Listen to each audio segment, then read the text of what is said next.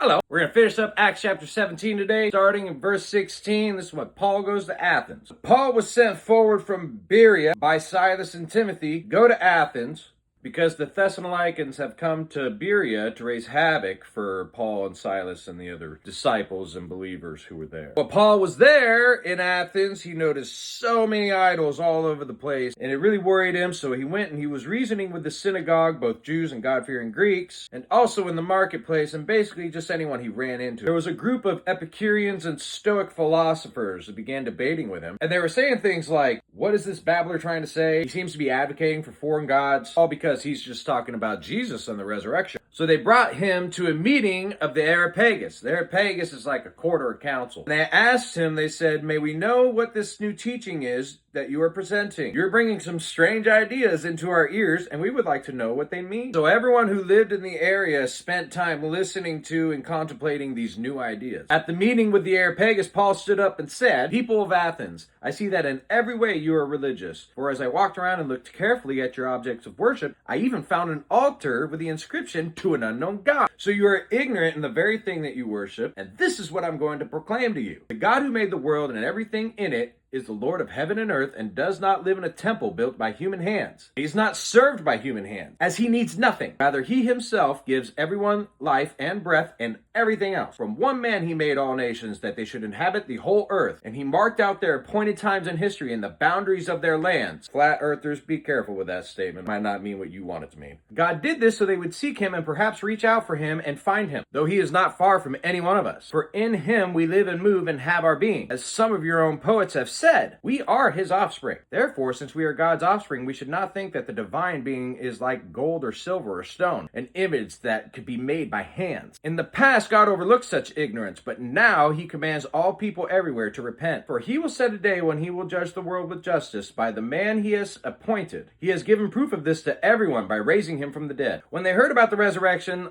a lot of them were sneering and stuff, but some of them were like, we want to hear you again on this subject. After this, Paul left the council. Some of the people there became his followers, and among them was a man named Dionysius. He was part of the Areopagus, the council, and also a woman named Damaris, and a number of others. And that's where it ends. Chapter 18, we're going to pick up in Corinth, and we'll go to a few more cities. But I encourage you, read chapter 17 for yourself. If you want to get ahead, go ahead, read chapter 18 too. I'm really enjoying bringing these stories to you every day, but the best thing you could do for yourself is to put your nose in the Bible. And like verse 11 in this chapter said, do your own research. Come to your own conclusion. Don't trust the things I tell you or anyone else tells you. And remember to ask yourself, what are you doing with your salvation?